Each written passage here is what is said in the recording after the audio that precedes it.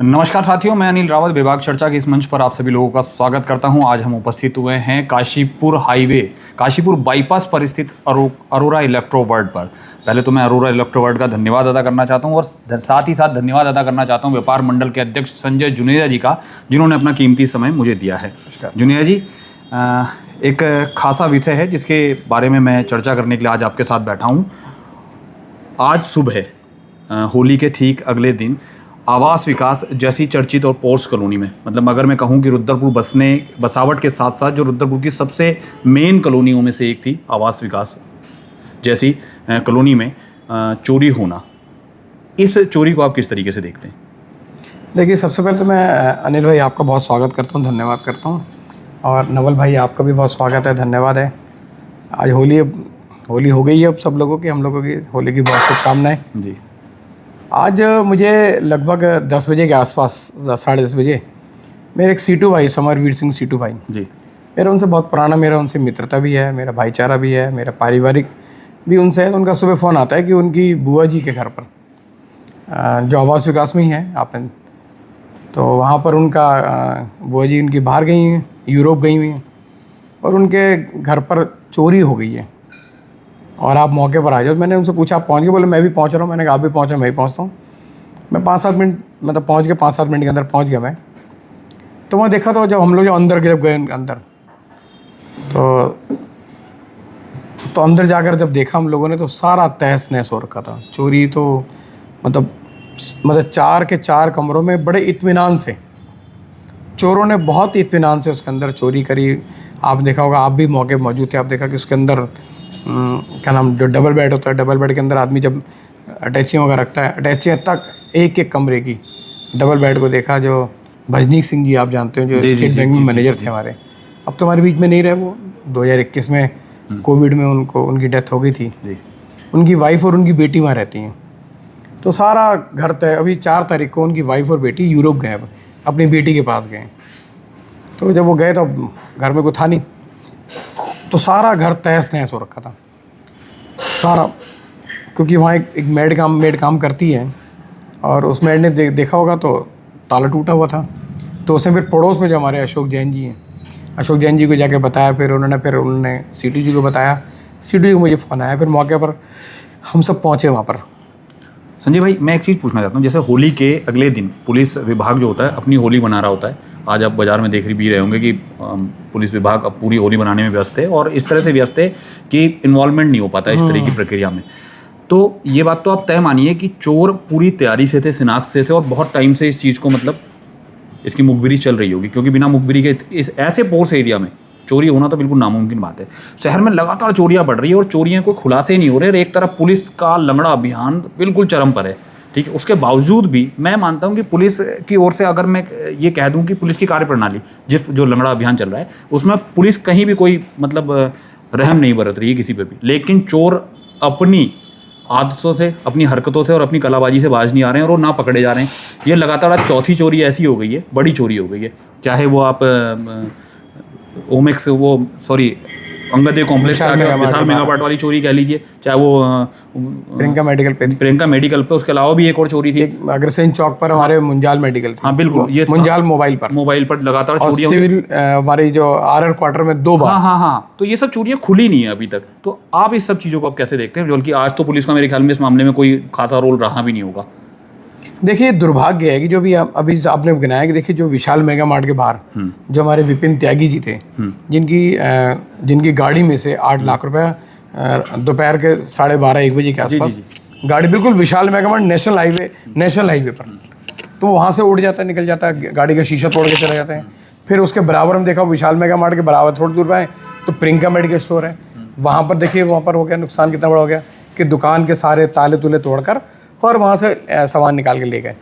फिर आप आ जाइए अग्रसेन चौक पर, आ जाइए अग्रसेन चौक पर मुंजाल मोबाइल हमारे जो थे, जो मुंजाल से हमारे मोबाइल वाले हैं, वहाँ पर दुकान पे चोरी हुई थी, 7-8 लाख रुपये वहाँ चोरी होती है। फिर RR क्वार्टर में एक नहीं 2 बार चोरी हो गई। तो लगातार ये 5-6 घटनाएं हो गई। 5-6 घटनाओं पे मैं, अभी आपने जैसे कहा लंगड़ा अभियान, मैं तो कहता हूँ पुलिस को लगातार, मैं तो SSP साहब को भी कहना चाहता हूँ, भाई आपको देखो ना, रुद्रपुर शहर में आप कितने भी अभियान चला लो, जब तक आम लोगों के बीच में, आम लोगों के लिए जो चोरी घटनाएं नहीं खोल पाओगे तो लोगों को लगता है कि पता नहीं वो घटनाएं क्या है और क्या नहीं है। आपको बाजार में जो चोरियां हो रही लगातार उसको खोलना पड़ेगा। अब सिर्फ काम नहीं चलेगा ना, अब बार बार ये कह दिया था कि भाई फोर्स कम है, फोर्स कम है। अब फोर्स कम से देखो आम आदमी को कोई सरोकार नहीं होता। फोर्स कहाँ कम है? अभी 300 लोगों की एक टोली, इतनी बड़ी टोली यूपी जाके इतना बड़ा कांड करती है और जिसमें अच्छी खासी किरकिरी हुई है। तो मैं कहता हूँ फोर्स जैसे बताते हैं, जैसे ऐसे बताते हैं भाई आप जिस चौकी में चले जाओ वहाँ फोर्स कम है, जिस थाने में चले जाओ वहाँ फोर्स कम है। तो मैं ये कहना चाहता हूँ फोर्स बढ़ाओ ना। फिर देखिए रुद्रपुर हमारा उधम सिंह नगर का ज़िला या रुद्रपुर शहर, अब हम अगर हम कंपेयर करें मान लीजिए साथ वाले शहरों से, तो वो कंपेयर नहीं कर सकते हम, क्योंकि ये बहुत बड़ा हब एरिया हो गया, सिटकुल का हब एरिया हो गया, या इंडस्ट्रियल लाइन है, या बहुत बड़े हमारे स्टॉकिस्ट हैं, हमारे बहुत बड़े, बहुत मतलब काफ़ी बड़ा, मतलब हम आसपास जितना हम पूरा ज़िला हमारा जो बिजनेस करता होगा उसमें अकेला हम रुद्रपुर उसके बराबर में करते हैं। मैं एक छोटी सी बात बताता हूँ, राजनीतिक तौर पे बात करता हूँ कि जब चुनाव की बारी आती है तो रुद्रपुर की आबादी को लेकर परिसीमन एक शब्द आ जाता है, लेकिन जब पुलिस की कार्यप्रणाली की बारी में आती है तब परिसीमन क्यों नहीं होता? पुलिस के लिए भी तो परिसीमन होना चाहिए। बार बार काम नहीं, मैंने उस दिन कप्तान साहब से 1-2 बार मैंने कहा कर दो, मैं सीओ साहब से भी कहा भाई गश्त बढ़ाओ, रात को गश्त बढ़ाओ।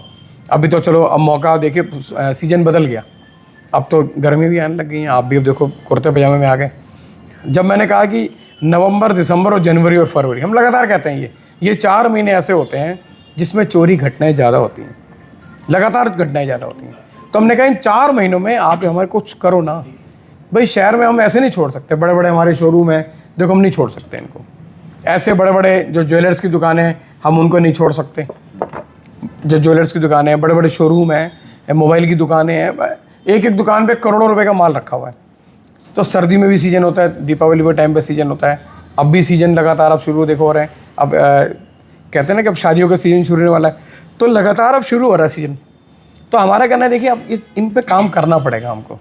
हमें अपनी पुलिस की जो विश्वास है, विश्वास को पैदा करना पड़ेगा। एक घटना हो रही, 2 हो रही, 3 हो रही, 4 हो रही, 5 हो रही, आप नहीं खोल पा रहे। देखिए मैं कहना चाहता हूँ चाहे वो कोई भी हो, चाहे आज तो आवास विकास का क्षेत्र था, अब देखिए आज पॉश कॉलोनी में एक बहुत समय बाद चोरी हुई है, बहुत समय के बाद। आवास विकास के अंदर बहुत समय के बाद चोरी हुई है।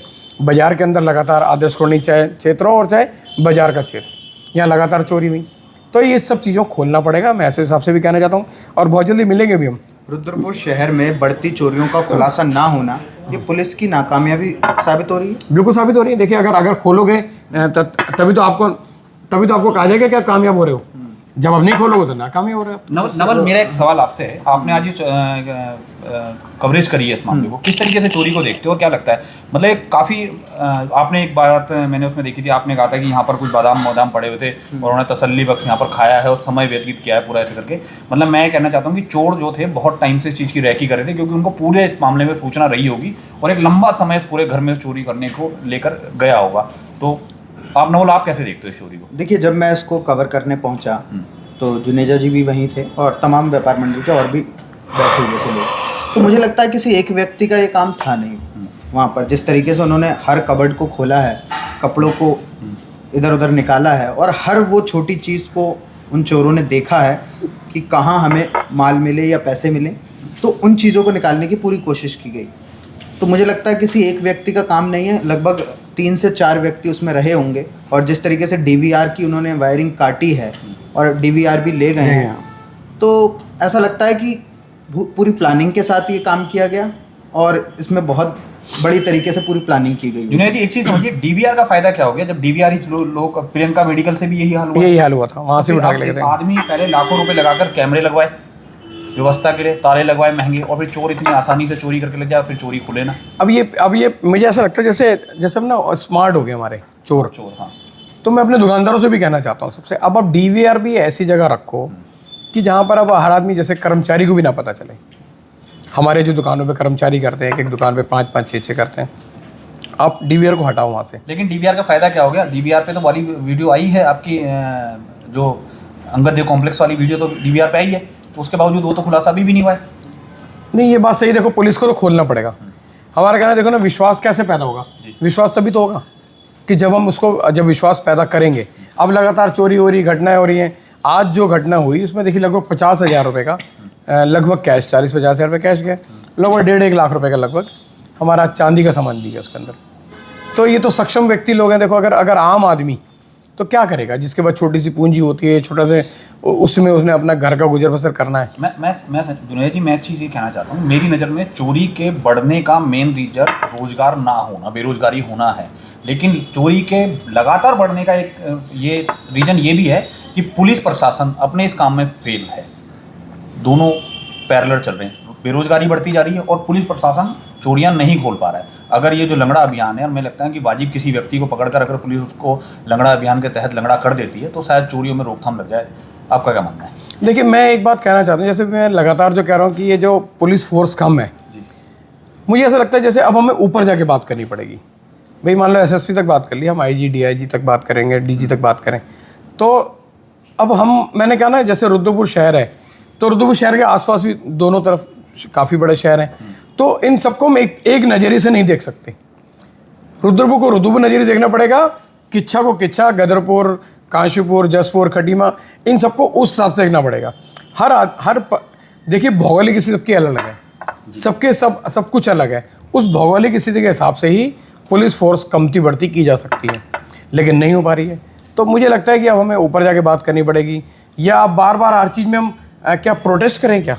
ये भी अच्छा नहीं लगता। पुलिस का मनोबल भी गिरता है, प्रोटेस्ट बार बार तो नहीं किया जा सकता, तो मनोबल भी गिरता है। तो मैं बार बार पुलिस से कहता हूँ कि देखिए, हम कहते हैं कि आप इसको बढ़ाओ, उसको बढ़ाओ, पर मुझे लगता है अभी पुलिस या तो किसी बहुत बड़ी घटना का या तो इंतजार कर रही है कि मान लो कोई और बड़ी घटना हो जाए इससे, तो अगर वो घटना मतलब इस तरीके से कि चोरी के साथ ही दुर्घटना भी हो जाए। हाँ, कोई ऐसे इंतजार तो हो रहा होगा फिर। जैसे तो कुछ समय पहले लगातार एक वो गैंग था जो घरों में चोरियां करता था और भी कत्लेआम करके चले जाता था। इसलिए तो मैं ये तो कह रहा हूँ, कि हमें पुलिस उस चीज़ को रिवाइज करना चाह रही है।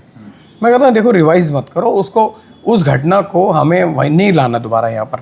और कुछ चीज़ें हमारी यहाँ भाई फोर्स मांगी जा सकती है, फोर्स लगाई जा सकती है, क्यों नहीं किया जा सकता? सारा काम किया जा सकता है।